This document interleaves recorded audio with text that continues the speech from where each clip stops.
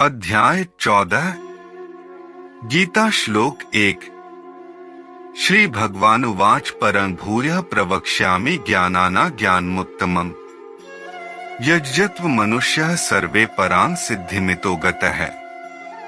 श्लोक का अर्थ।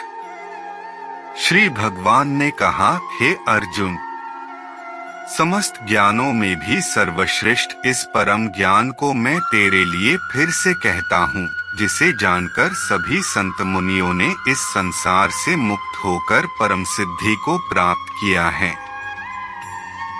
अध्याय 14 गीता श्लोक 2 इदं ज्ञानमुपाश्रित्य मम साधर्म्यं गतः सर्गेऽपि नोपजायन्ते प्रलये न व्यथन्ति च। श्लोक का अर्थ।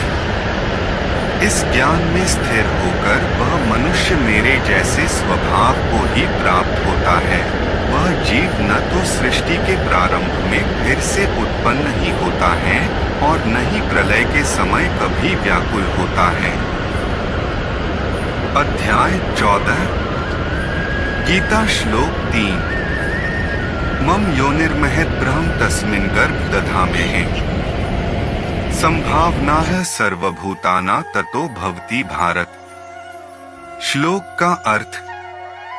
हे भरतवंशी, मेरी यह 8 तत्वों वाली जड़ प्रकृति जल, अग्नि, वायु, पृथ्वी, आकाश, मन, बुद्धि और अहंकार ही समस्त वस्तुओं को उत्पन्न करने वाली योनि माता है और मैं ही ब्रह्मा आत्मा रूप में चेतन रूपी बीज को स्थापित करता हूँ। इस जड़ चेतन के संयोग से ही सभी चराचर प्राणियों का जन्म संभव होता है। अध्याय 14 गीता श्लोक 4 सर्वयोनिषु कौन्तेय मोहन्यः संभावनान्तियः तासां ब्रह्मा महद्योनिर्ह बीज प्रदः पिता। श्लोक का अर्थ। हे कुंती पुत्र, समस्त योनियों से जो भी शरीर धारण करने वाले प्राणी उत्पन्न होते हैं, उन सभी को धारण करने वाली ही जड़ प्रकृति ही माता है और मैं ही ब्रह्मा आत्मा रूपी बीज को स्थापित करने वाला पिता हूँ।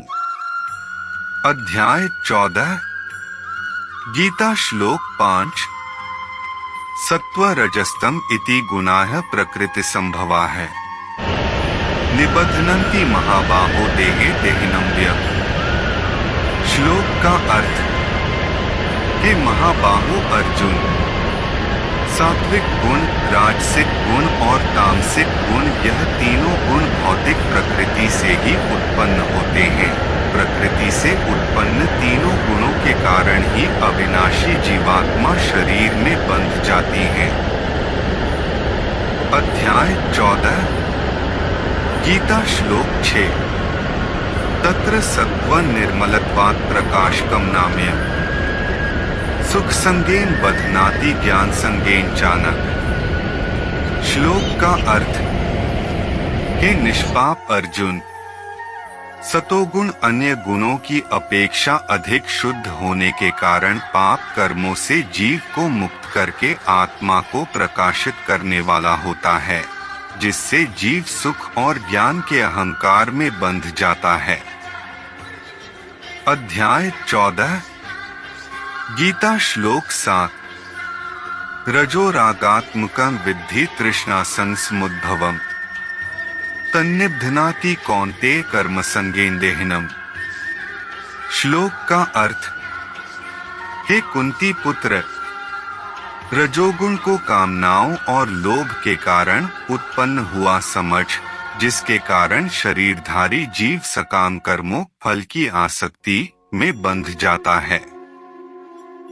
अध्याय 14 गीता श्लोक 8 तमस्त्व ज्ञानजं विद मोहन्धि सर्वदेहिना प्रमादलस्य निद्राभिस्तन्निबध्नति भारत।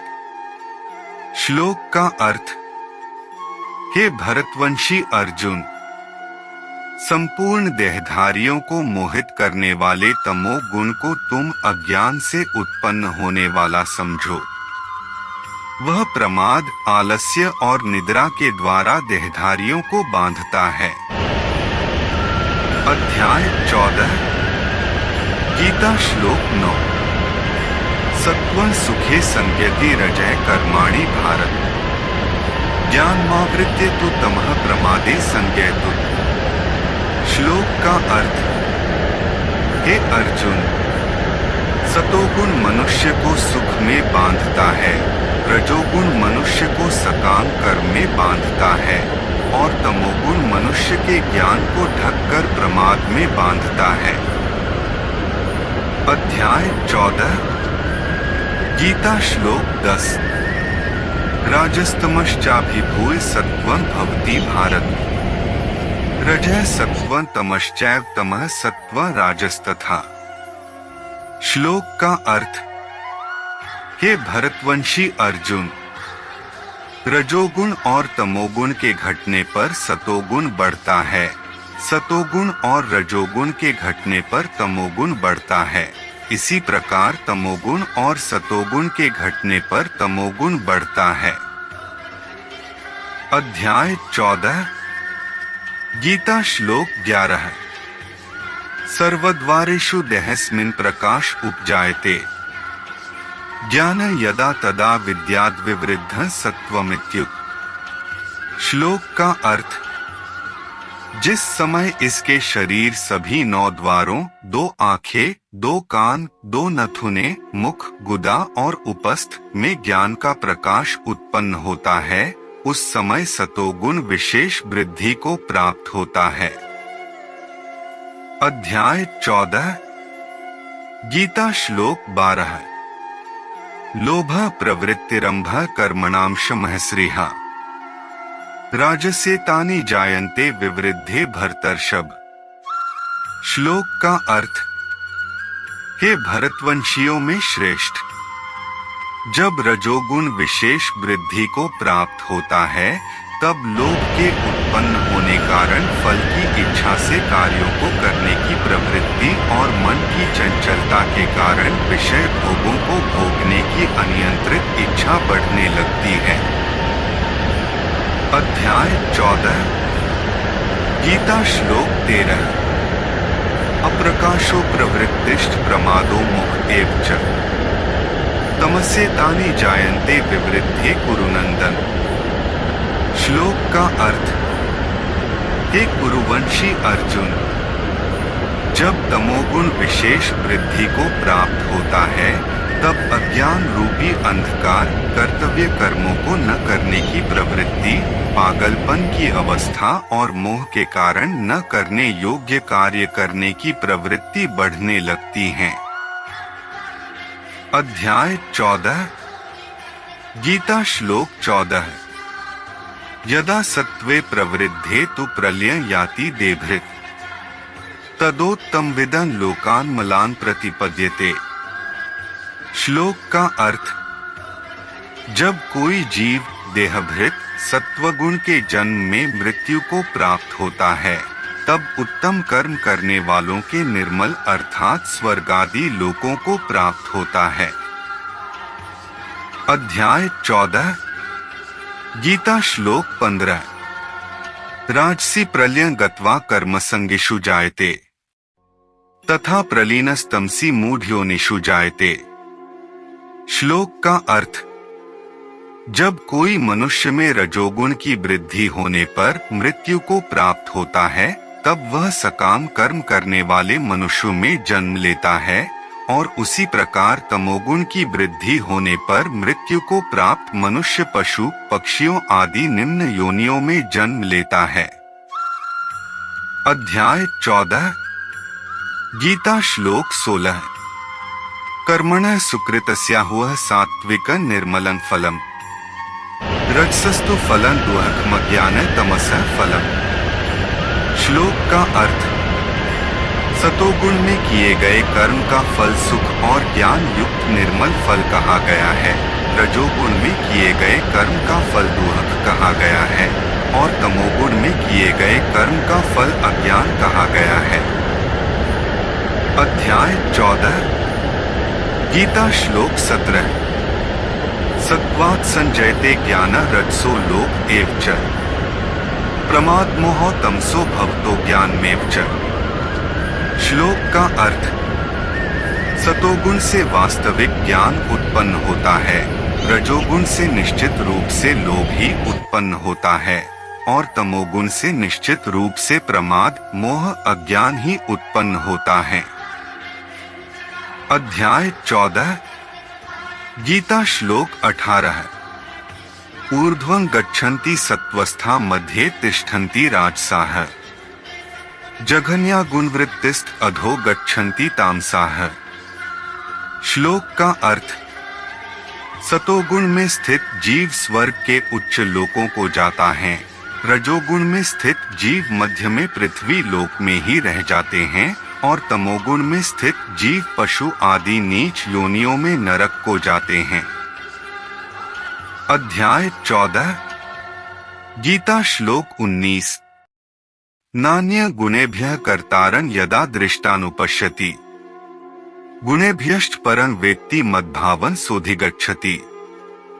श्लोक का अर्थ: जब कोई मनुष्य प्रकृति के तीनों गुणों के अतिरिक्त अन्य किसी को कर्ता नहीं देखता है और स्वयं को दृष्टा रूप से देखता है, तब वह प्रकृति के तीनों गुणों से परे स्थित होकर मुझ परमात्मा को जानकर मेरे दिव्य स्वभाव को ही प्राप्त होता है। अध्याय 14 गीता श्लोक 20 गुणानेतान्तित्य त्रिंदेहि देहस्मुद्भवन् जन्म मृत्युजरादो खैर विमुक्तो मृतमश्नुते। श्लोक का अर्थ: जब शरीरधारी जीव प्रकृति के इन तीनों गुणों को पार कर जाता है, तब वह जन्म मृत्यु बुढ़ापा तथा सभी प्रकार के कष्टों से मुक्त होकर इसी जीवन में परम आनंद स्वरूप अमृत का भोग करता है। अध्याय 14 गीता श्लोक 21 कार्लिंगैस्त्रिन गुणानेतनतीतो भवति प्रभो किमाचार्य कथं चैतन्स्त्रीन गुणान्ति वर्तते। श्लोक का अर्थ: अर्जुन ने पूछा, हे प्रभु, प्रकृति के तीनों गुणों को पार किया हुआ मनुष्य किन लक्षणों के द्वारा जाना जाता है और उसका आचरण कैसा होता है तथा वह मनुष्य प्रकृति के तीनों गुणों को किस प्रकार से पार कर पाता है। अध्याय 14 गीता श्लोक 22 प्रकाशं च प्रवृत्तिं च मे मोहः च पांडव न द्वेष्टि संप्रवृत्तानि न निवृत्तानि कांक्षति। श्लोक का अर्थ: श्री भगवान ने कहा, हे पांडव, ज्ञानी पुरुष प्रकाश, प्रवृत्ति और मोह के प्रवृत्त होने पर भी उनका द्वेष नहीं करता तथा निवृत्त होने पर उनकी आकांक्षा नहीं करता है। अध्याय 14 गीता श्लोक 23 नथवदासिनो गुणैर्यो न विचाल्यते गुणावर्तन इत्येव योवत्तिष्ठति नेंगते। श्लोक का अर्थ: जो उदासीन भाव में स्थित रहकर किसी भी गुण के आने जाने से विचलित नहीं होता है और गुणों को ही कार्य करते हुए जानकर एक ही भाव में स्थिर रहता है। अध्याय 14 गीता श्लोक 24 समदुःख सुखः स्वस्थः समलोष्टाश्म कंचनः तुल्य प्रिया प्रियो धीरस्तुल्य निंदात्म संस्तुतिः। श्लोक का अर्थ: जो स्वस्थ स्वरूप में स्थित सुख दुख में समान रहता है तथा मिट्टी, पत्थर और स्वर्ण में समदृष्टि रखता है, ऐसा वीर पुरुष प्रिय और अप्रिय को तथा निंदा और आत्मस्तुति को तुल्य समझता है। अध्याय 14 गीता श्लोक 25 मानापमान्योस्तुल्यस्तुल्यो मित्ररिपक्षयोः सर्वारंभ प्रत्यागी गुणातीतः स उच्यते। श्लोक का अर्थ: जो मान और अपमान को एक समान समझता है, जो मित्र और शत्रु के पक्ष में समान भाव में रहता है तथा जिसमें सभी कर्मों के करते हुए भी कर्तापन का भाव नहीं होता है, ऐसे मनुष्य को प्रकृति के गुणों से अतीत कहा जाता है। अध्याय 14 गीता श्लोक 26 मां च योऽव्यभिचारेण भक्ति योगेन सेवते स गुणान समतीत्यैतान ब्रह्म भूयाय कल्पते। श्लोक का अर्थ, जो मनुष्य हर परिस्थिति में बिना विचलित हुए अनन्य भाव से मेरी भक्ति में स्थिर रहता है, वह भक्त प्रकृति के तीनों गुणों को अति शीघ्र पार करके ब्रह्मा पद पर स्थित हो जाता है। अध्याय 14 गीता श्लोक 27 ब्राह्मणो हि प्रतिष्ठाहमृतस्याव्ययस्य च शाश्वतस्य च धर्मस्य सुखस्य कांतिकस्य च। श्लोक का अर्थ, उस अविनाशी ब्रह्मा पद का मैं ही अमृत स्वरूप, शाश्वत स्वरूप, धर्म स्वरूप और परम आनंद स्वरूप एक मात्र आश्रय हूँ।